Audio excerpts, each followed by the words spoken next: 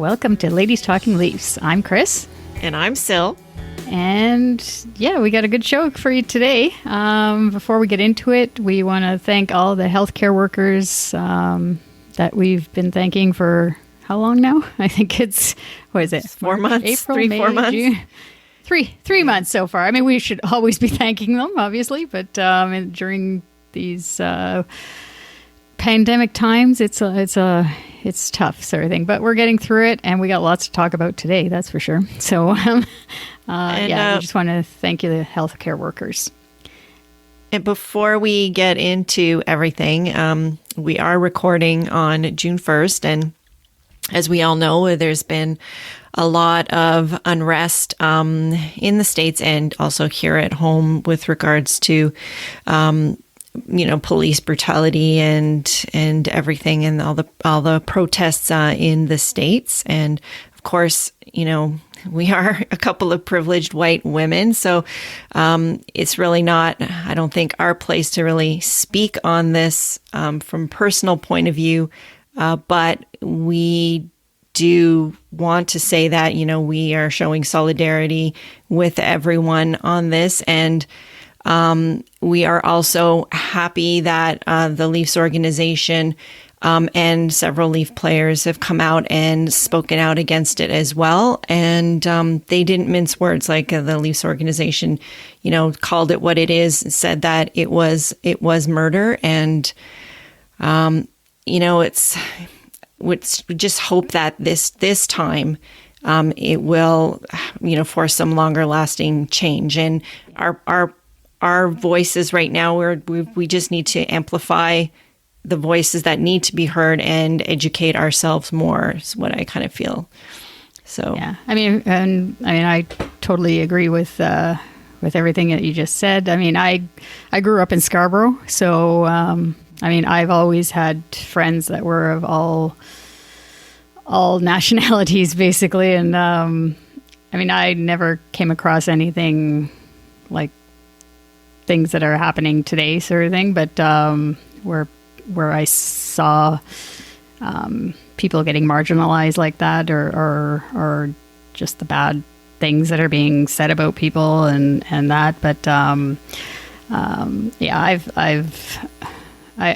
really, I don't know. Those are the people I grew up with, sort of thing. So to me, we're all the same, and we should all be treated equally. And and let's hope these. Hopefully, we can get to some more peace, and really bring on change with the peace. Yes, definitely. Yeah. So moving on. Well, not just moving on, but we're just. We want to talk some hockey now. get to finally. There's some good things to report on with hockey. So, but first of all, actually things to talk about. Yeah, and first, well, I guess it's June, and we've actually never spoke about the Leafs in June. We looked this up, and the latest that we've gone into the playoffs is May 31st, 1999. That's the last game, or the latest game that we played into the playoffs, where we lost to the Sabres in the Eastern Conference Final in May 31st, 1999. And I don't know, I was saying to Sil that I really, when I saw that, it was just like it brought back all these memories of that game and being at Air Canada Centre, and and how Mats basically came back in that series, and because he was injured for the first, I think he was injured for the first two series. He came back in that third series, or Buffalo, against Buffalo. Mm-hmm. That's when he hurt his hand or something. Yeah, and then an injured hand. We were doing so well. He came back, and then everything just went to nothing. I know. And because Gary Roberts and Alan McCauley were leading the charge so much in that series. And then Mats came back, and I think everyone seemed to back off somehow. It just was very, very strange. Anyway, didn't happen. Yeah, so yeah, that hopefully we'll be talking about the Leafs in June for better reasons down the road than this. Yeah. But so other than that, the other news that we have is that the AHL season is officially done. There are a few Marlies players that are on standby and are going to be prepared to practice and play should the season resume, which is expected. And it's actually pretty exciting because the taxi squad for the playoffs includes Nick Robertson, which I have to say, before that news came down, I was thinking they really should put him on the team because this isn't kind of an unprecedented situation. They normally wouldn't have the opportunity to do that because, he's been having a really great season. He would probably be in the OHL playoffs, and normally we wouldn't have the opportunity to see him called up in this way. So it'd be kind of exciting to see if he gets to play or, where they put him. But anyway, it's pretty cool. Yeah, because I actually heard his head coach from the Peterborough Petes. He actually got me more excited with the way he described this kid, the way he plays. So he had 55 goals in 46 games. So he was actually going, I guess, for the Peterborough Pete's record, I guess, for most goals in the least amount of games.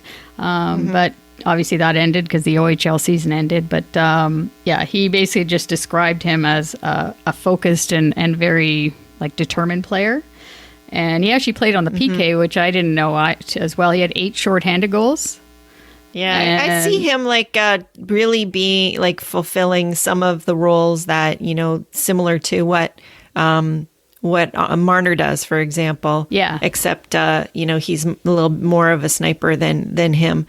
But it'd the way be he interesting worded it, though, the coach, he actually said he's lethal on the breakaway.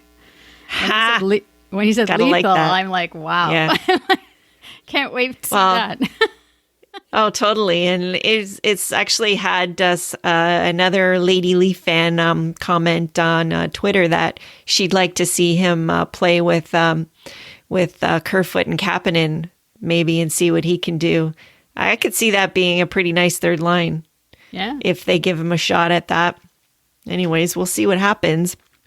In addition to this Nick Robertson news, we also have some birthdays in June on the Leaf squad.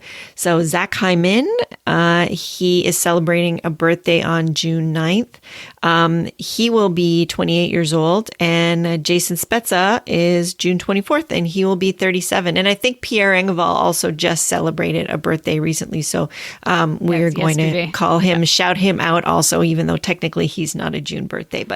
But kudos to them and happy birthday to all of our Leafs.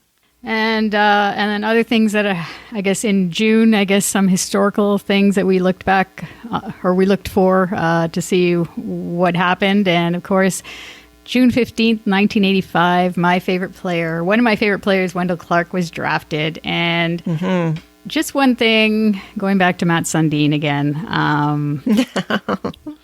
Don't want to pick on him too much, but the reason, I guess we talked a little bit about it in the last podcast too, but there's a couple of things that for me, I guess why I'm not a huge fan of Matt's.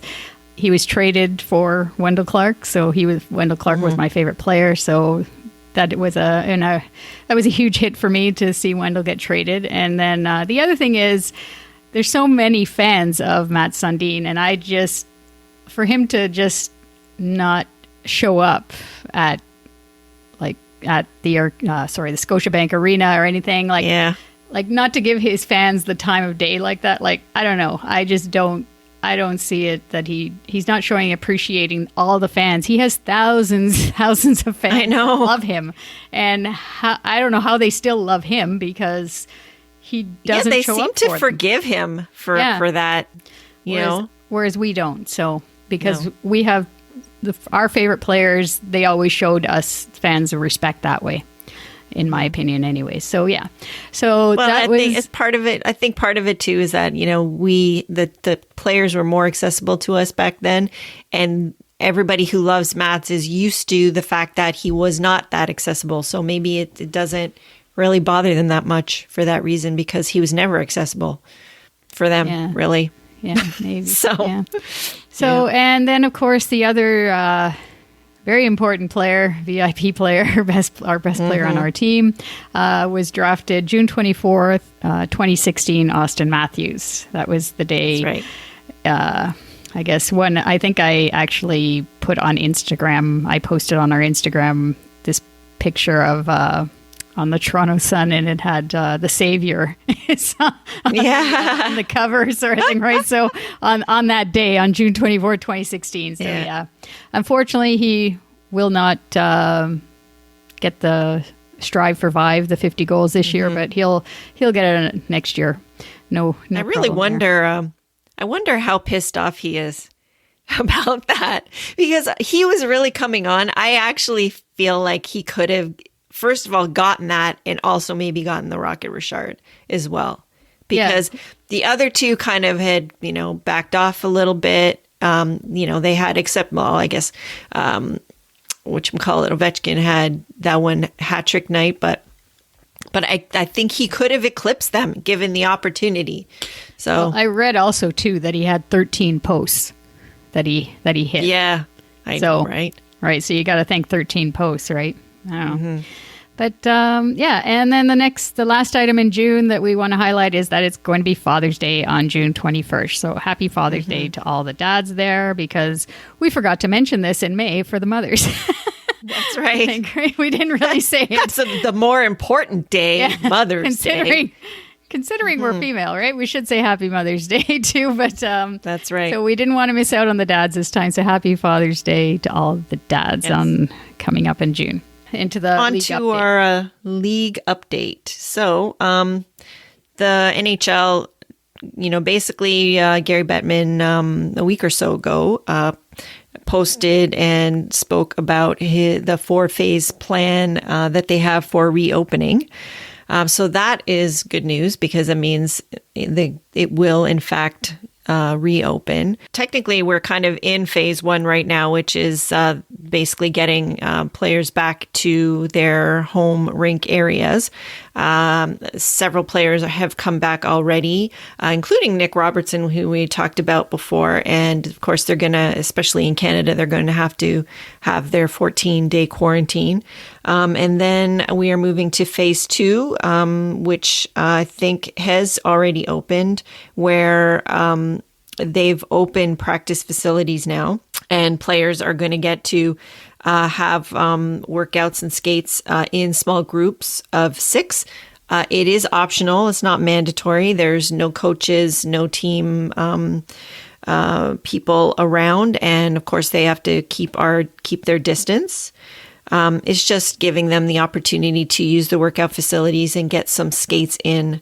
And then phase 3, which would be official training camps, would not be starting in before July 10th. So sometime towards mid-July, we should have something official coming up. And then phase 4 will be the official games, which there's no starting point or deadline for that. But I think that they were looking at August, September, and maybe having a Stanley Cup awarded sometime around Thanksgiving. So we'll see how that all kind of comes to fruition. So we're watching for that now, but it's exciting, at least, that the potential for hockey is on the horizon. There's lots of things to work out, especially the hub cities and where they're going to play. And I think that Christine, you can speak to that part of it, the what's going on with the hubs and actually, the format.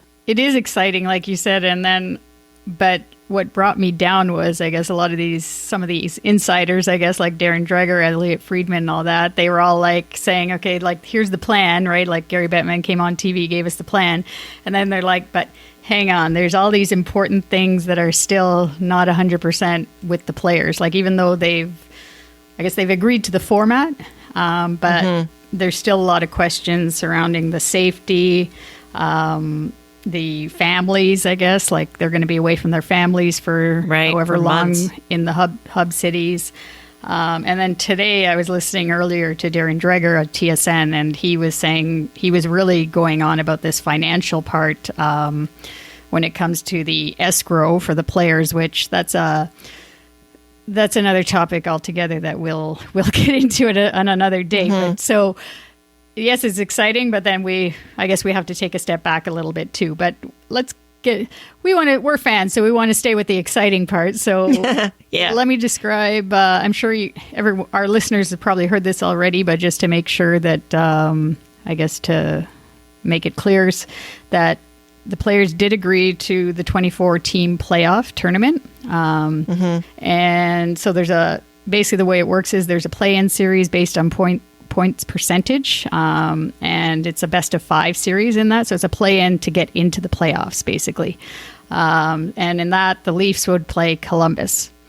So as I tweeted out or put on Instagram, it's great because we will not be seeing the Bruins, at least in this play-in series, which I consider... Not in the first round, anyway. Not in the first round, yeah. I consider, even though they're calling it a play-in series, I consider that a playoff series. So if we don't have to worry about the Bruins in this case, and it's a best of 5.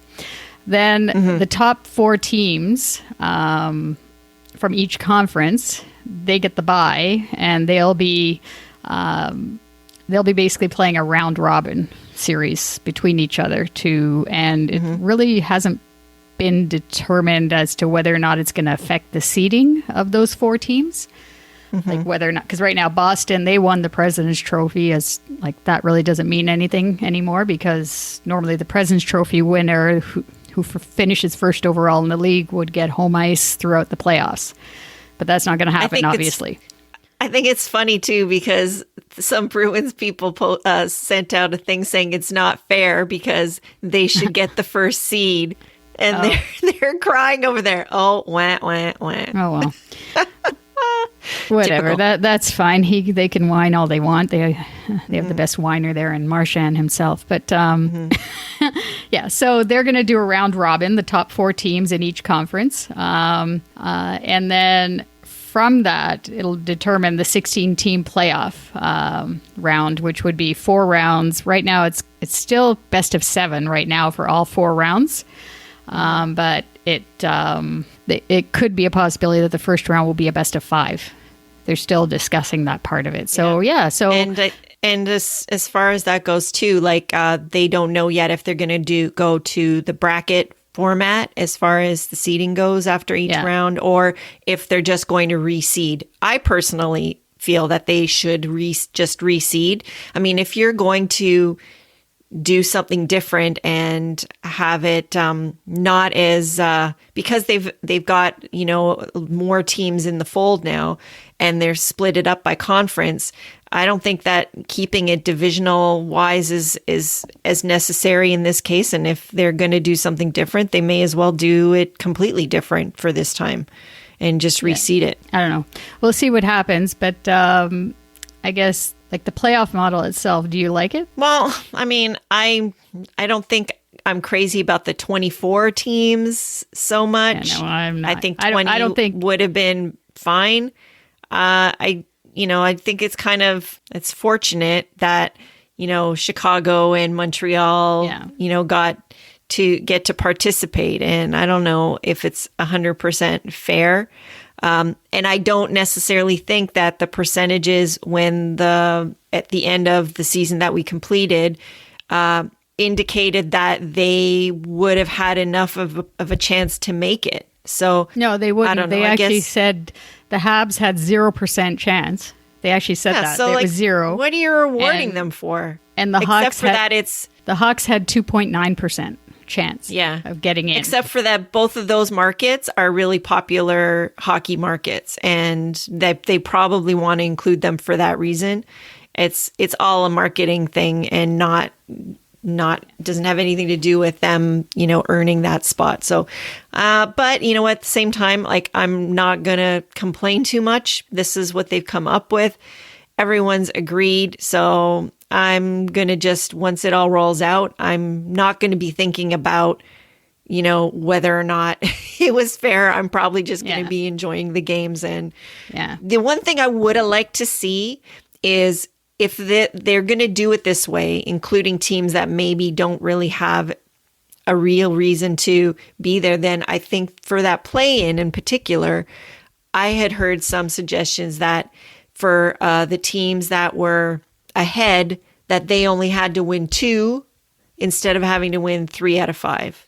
So like if your team had the better record, then technically you would only have to win 2 out of 5 to advance, and a team with the worst record would have to win 3 out of 5 to advance. I think that would have made it a little bit more fair, considering that they're including all of these teams. But I don't know. I don't think that's going to happen. But anyway, that to me, I thought was a pretty good suggestion, though. So what do you think about us going against Columbus? I'm excited two things I'm excited about. One is to listen to John Tortorella after every game in the post game. Funny. That is just going to be entertainment in itself. It will remind me a little bit of the Pat Burns, Barry Melrose exchanges. Remembering the I don't think Sheldon Keefe, hot dog and all that. I don't think Sheldon Keefe can match up to that. He doesn't look like the type. No. And the other thing I'm looking forward to, like, we don't have to hear that cannon. You know, in Columbus, they have that cannon every time they score a goal. Oh, yeah, because unless Columbus becomes a hub, in which case then we would have to hear it. No, but actually they said that if somehow, I don't know how this is going to work, but with the hub cities, like those home teams are not going to, like, we wouldn't even play here if the hub city is here. Oh, they're gonna make sure that we're in the other hub city somehow. So does that mean they're gonna have more than one in the east and more than one in the west? No, because that's why I didn't really understand. It's all to be still worked out. How's that possible? Like, I don't know. But that's what they said. They said that no team is gonna be in their home city. Like if it's a hub city, they're gonna I don't know. Are they going to make all the Eastern Conference teams play in the West? Yeah, they could do that. Yeah, that's the way they could do it.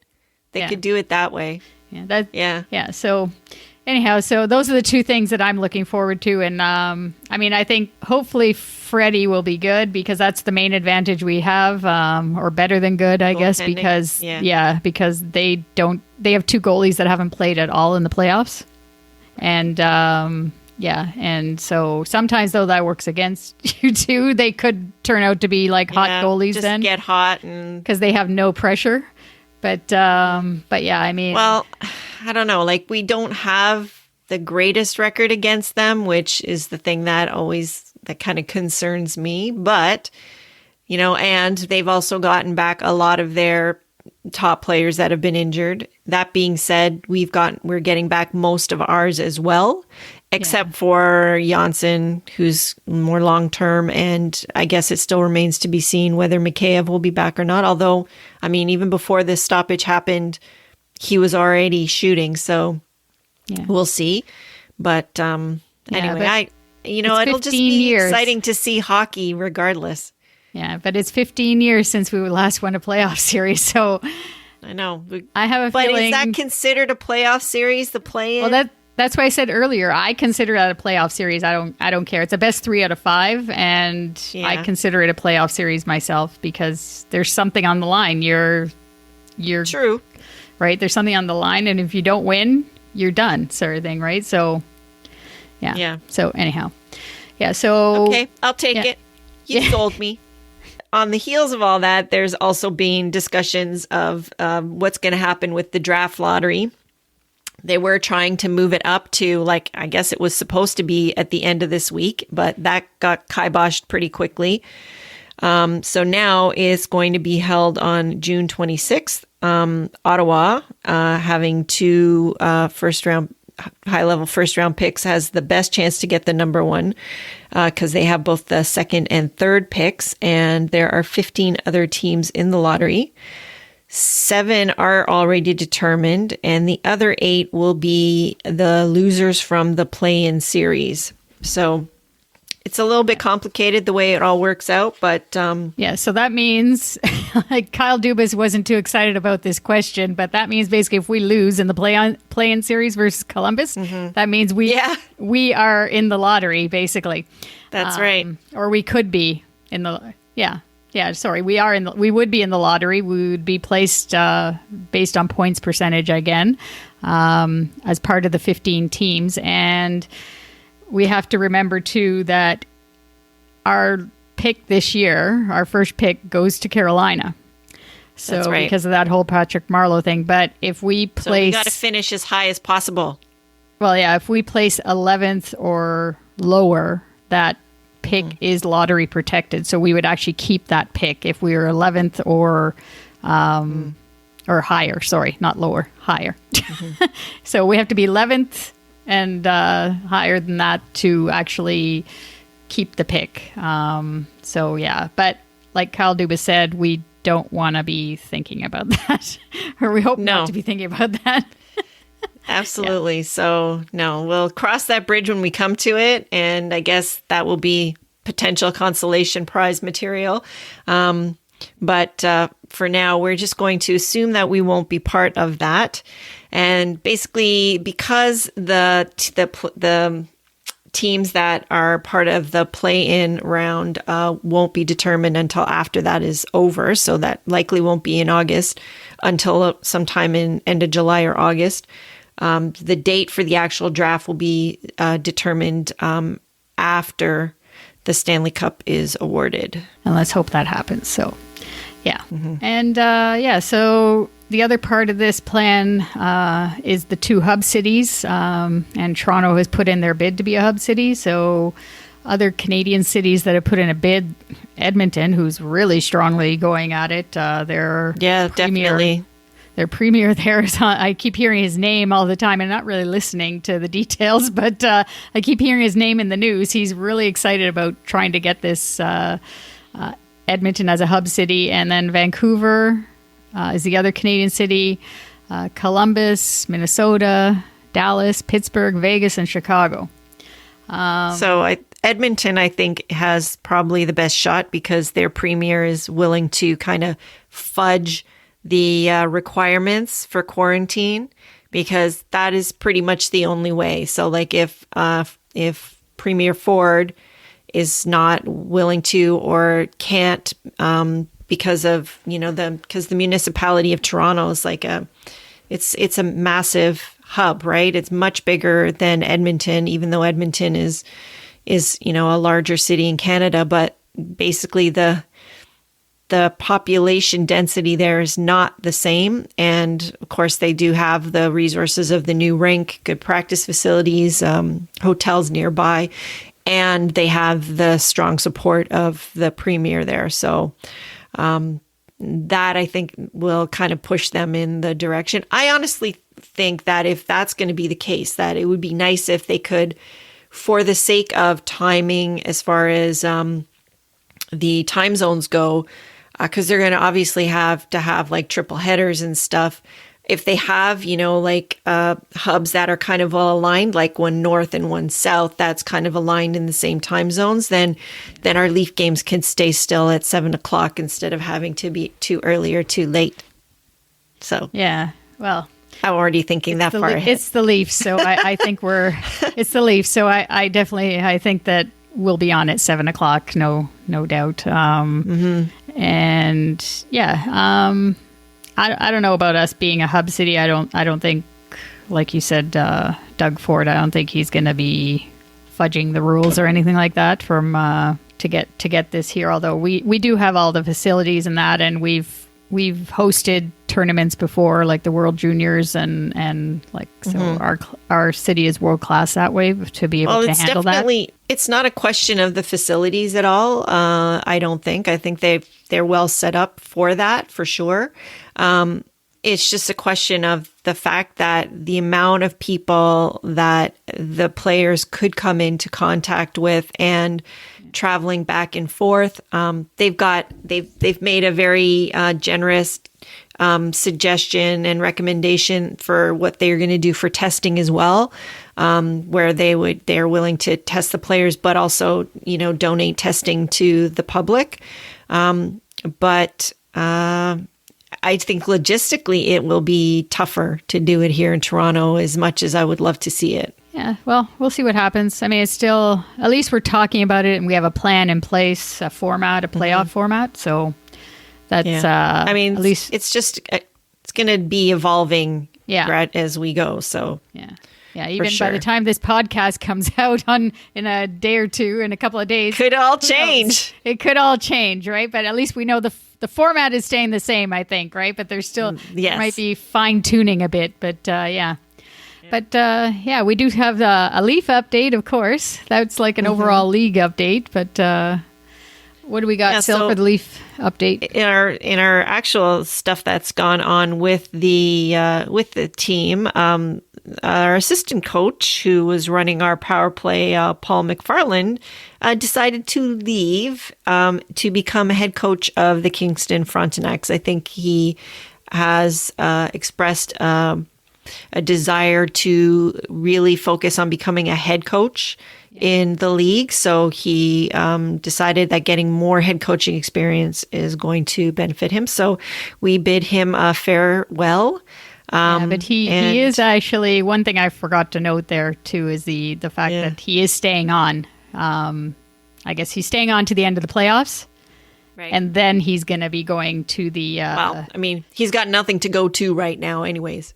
Well, yeah, it would actually more, it would more affect Kingston, let's say, depending on when they start their season, right? Because the playoffs could not end until like November.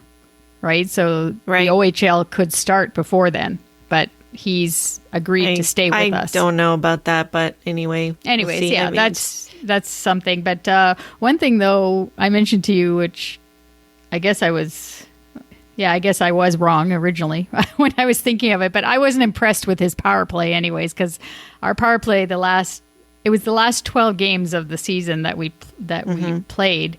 It was running at like 13.9%, which is brutal. And I think that's what everybody was looking at to say, what's wrong with the power play? Because for those last 12 games, it was crap. But overall, actually, for the season, we were actually sixth.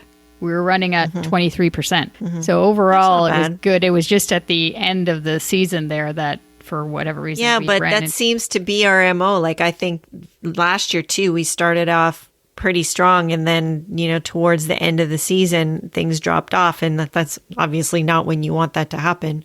So other than that, as far as Leaf news goes, we also, ironically, the day after we recorded our last podcast, the very next day they signed another defenseman from the KHL, Mikko Lehtinen.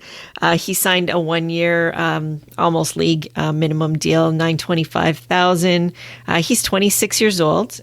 Played in the K, as I mentioned, this past season. He was named the top KHL defenseman for this past season as well. Year before, he played in the Swedish Hockey League, and he's just another great find from our director of European scouting, Jim Palafido. They just keep finding these diamonds in the rough. And the thing is, he's not a right shot defenseman, though. Exactly. I was just going to say that. So another we left-handed. Just keep adding them. Yeah. So what? Like I look like there's Dermott, there's Sandin, there's Marinson, Muzzin, Riley, and Callie Rosen. Callie Rosen is down on, and Sandin are both with the Marlies right now, but they're all left-handed defensemen. So I don't know what Dubas has to have something in mind with, because they're really high on this Mikko Lehtinen. Well, he's not a kid. He's 26 years old. They think he can play. Yeah. Well, obviously, they're thinking that somebody's going to move to play on their offside. And I know they've talked to Sandin, and Sandin is like, he says he can do it, and he's done it with the Marlies. So, well, this kid actually, in his interview with Dubas, this Mikko Lehtinen, he when he had the media availability, he said the year prior to this past year in the KHL, when he played in the Swedish league, that he played the whole season on the right side. So he may be the one that is the guy to play on the right side. I don't know, but it just it's going to be interesting with having all these options on the left side. So and we actually had the opportunity. This is actually a special little insight for us on our side. You got some some good information here. We actually had the opportunity to get on a call with some other group of fans to give some questions to Kyle Dubas and Brendan Shanahan. We had the opportunity to do that on a WebEx call. And yeah, we wanted to share with you a couple of things that we thought were interesting that they mentioned. In the case of Kyle Dubas, his wasn't so interesting, I'll have to say. He spent a lot of time describing, I guess, what the team is doing or what the team did to prepare because of the whole pandemic thing. There was a lot of things that were going on, so he spent a lot of time describing that. But he also mentioned about the uncertainty of the salary cap and the way we are structured. I guess the uncertainty of the salary cap being now, obviously, with the pandemic and there's no fans, there's no gate revenue coming in, so the salary cap isn't going to move up anytime soon. That's for sure. And when he said that, given the way that the team is structured, basically, I thought of it meaning he's pointed to those 4 players that are making the $41 million or whatever it is, $40 million. He said it may mean that there's something in their plan that has to change. So I don't know. We'll see. But again, that's just reading between the lines. And then he talked a lot about the draft and how it is important that, I guess, how they approach the draft in this pandemic and how the European scouts, they would normally go to the games, but in this case, because of COVID-19, it's not possible. So instead, they're looking at game tapes. And I mean, they're really going in depth with these game tapes. They're going shift by shift for individual players to look for things that they do. They are the detail-oriented team. Yeah. Yeah. So he's like, the last quite a number of weeks, they've been looking at these game tapes of players, and they did all the player interviews. They did them on the WebEx or Zoom program. So they interviewed all the young players that are draft eligible to see if they saw a match there for our team. And it is really important, though, that they had their strategy in place and that he really focused on the draft a lot. And it is good to hear because most of our picks are in later rounds. So 7 of our picks are from the 5th round on. So if you don't have, if you don't have everything right, just like we need those diamond in the rough kind of thing, right? Like to find those good players in the later rounds, because when we went to Brendan Shanahan's WebEx, he was always talking about making sure the cupboards are full, basically, right? So that's the link between the two. Brendan Shanahan expects, like, in order to have a continuous team that's winning or that does well, you need to have a good prospect, good group of prospects, depth in the organization. The only way to do that is to have good draft picks or good, and that comes down to the Definitely. European scouts. Yeah.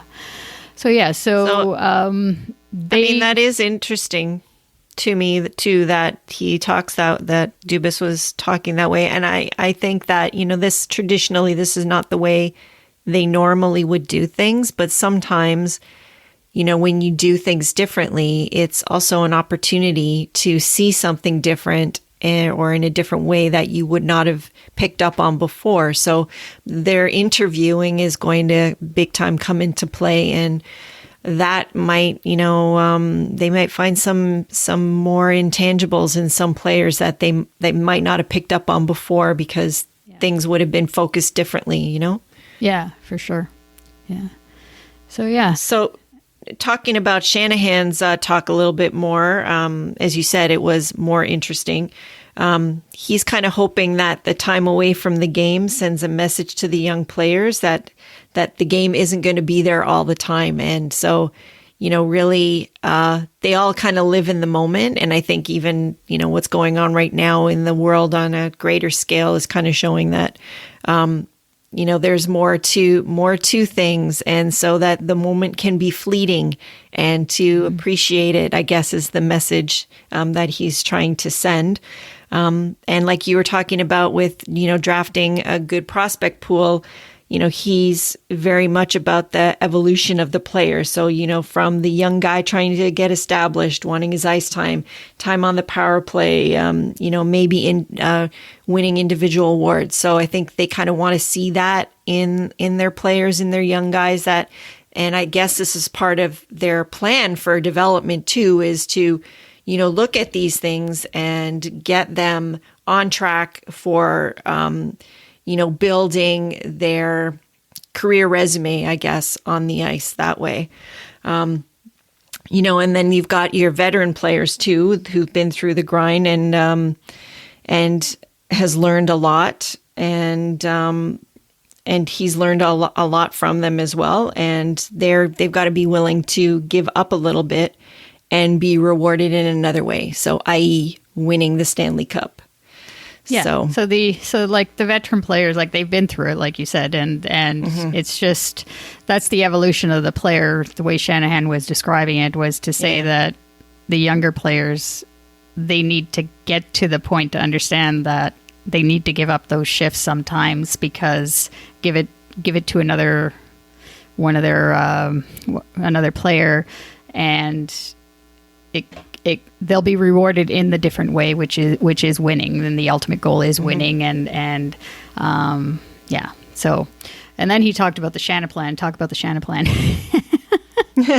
So as far as the Shanna plan, where are we in the Shanna plan? Yeah. So he says he finds it funny how the media portrays the Leafs as some grand experiment. He says there isn't one way to win, which is totally true. And he's not like Masai Ujiri, yelling, "We will win." But so, because he's just not that guy. But he has a feeling that they will have success. And I trust him. If there's one person in this organization that I trust, and I would say that this part is akin to Raptors fans, because I would say if you asked Raptors fans, do they trust Masai Ujiri? 100% they do. And I feel the same way about Shanahan. He's got a different personality, but you know what? The thing that they both have in common is this strong vision for what it looks like to win and what it looks like to put together a championship organization. And that's what it all boils down to. And they are both amazing at adapting. And I think you need to be able to pivot. And these guys have the bigger vision, but they can pivot to make adjustments to get to where we want to go. And so I trust him. He may think he's not like Masai Ujiri, but I think he's more like him than he gives himself credit for. Oh, well, when he was saying that about the Shanna plan and where we're at, and he was talking about it, it just got me excited, because he had a little smile on his face as he was saying, he just has this feeling that we will have success. And then, I don't know, just the way he had that little smile on his face. And I was like, yes, it's going to happen. Right? And so that got me excited about it. So yeah. And then, and then the other interesting point he noted about, I guess when they're looking for players, it's for skilled players with fast hands, fast feet, and fast brains, basically, right? So the hockey IQ is highly important, I guess, when they're looking at players and the development of players. Yeah. Yeah. And actually, since we've been looking at those plays that, the plays bracket that the Leafs have out, that kind of, a lot of those that they're putting out there highlights that, making really, really quick plays in tight and stuff like that. They got to be able to think fast on the fly to make some of those incredible plays that they make. Yeah. So true. Yeah. So, it was really cool though, to be able to have that. Absolutely. We were really fortunate to have this opportunity.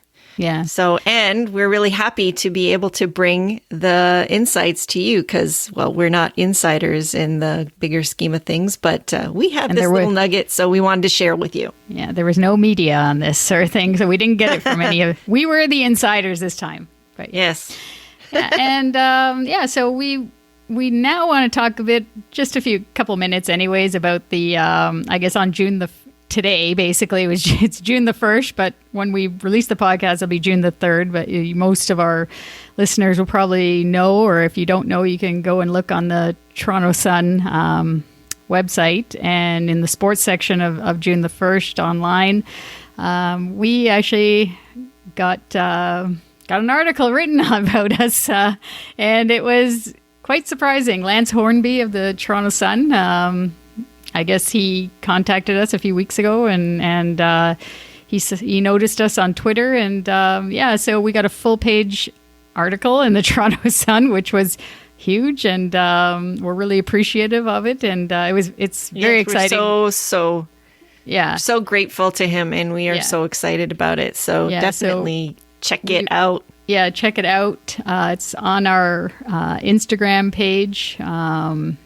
Yes, we have Twitter. A link in the bio. We have a link in the bio on Instagram, so you can click directly to the article. But we also want to say that we're so grateful to our listeners, because this wouldn't be happening at all without your support. So thank you so much for those of you who are following us and listening to us on a regular basis. For a podcast that just started, basically we're in our first year. This is only our 10th episode. We're really pleased with how it's going, and we are excited to obviously share even more with you. So yeah, and considering there's been no hockey for a few months, there's going to be, and we're still able to talk about it. So, and we still have stuff for you to listen to, and we never don't have anything to talk about when it's the Leafs. So I think there's always something to talk about. But exactly. Yeah. So that's all we got for you this month. Like Sil just said, as always, thank you for listening, and please give us your feedback. Follow us on Twitter and Instagram. Our handle is the @LTL1917. And go Leafs, go! Go Leafs, go!